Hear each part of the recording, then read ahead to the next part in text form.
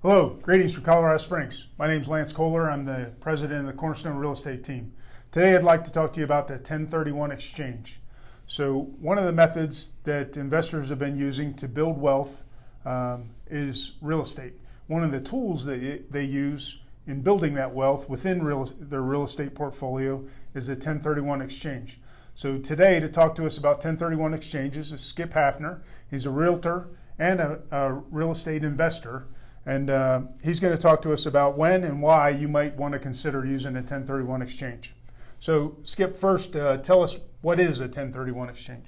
Yeah, 1031 is kind of cryptic, right? So where the 1031 comes from is it's actually the Internal Revenue Service, Internal Revenue Code 1031. And it's just really a set of rules that allows investors to sell a property, buy another property, and defer the capital gains in that transaction. So, for example, you can take a rental property, a single-family home that you have, sell it, take all of the proceeds from that, and put it into the next property of greater or equal value. Okay. You started to touch on it, Skip. Tell us about the benefits of a 1031 exchange. Yeah. So really the underlying benefit is usually to build better wealth, right? You go up to bigger and better properties, right? There are three main ways that I've seen investors do this. Number one is the typical, I take, a single family home and I trade it up to a bigger single family home. Or number two, we take the 1031 from a single family home or a rental property and we put the proceeds as a down payment into something like a self-storage unit or a mobile home park, right? The other way that I've seen investors do it is some people, especially those that have managed their own properties over the years, they're tired of it, they're done with it, and there are what we call Delaware statutory trusts that are more like a real estate mutual fund, but you are allowed by the IRS to trade your real world property for more of that mutual fund Delaware statutory trust. Then you're completely hands off. Okay. So it sounds like if a rental property owner or has multiple properties, they've got some equity in that would be to their advantage if they're looking to buy another property or like you said, trade up to a bigger property. Yep.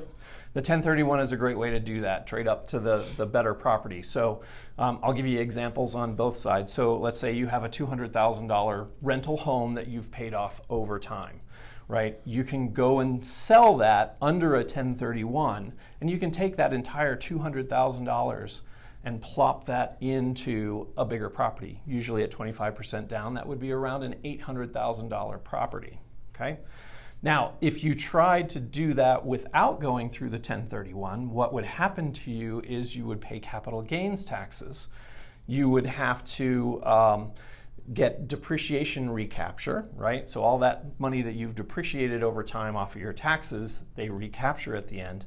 And then there's additional state and like the Affordable Care Act tax. So in that $200,000 example, you may lose as much as $60,000, $70,000. So instead of having a down payment of $200,000 under the 1031, you may only have a down payment of $140,000, right?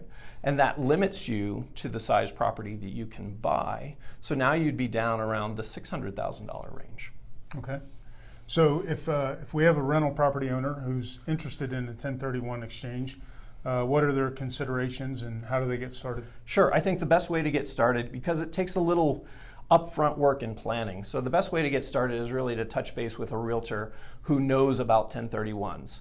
And the way you can tell that is if they immediately say, okay, let's get in touch with what we call a 1031 intermediary. They're the company that holds those proceeds so you don't get taxed.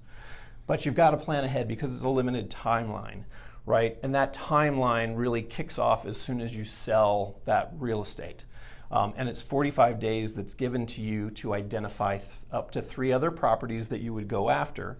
And you have to close on those properties within 180 days. So again, you need to do some planning ahead. Best to do it with that intermediary and a realtor who knows what they're doing.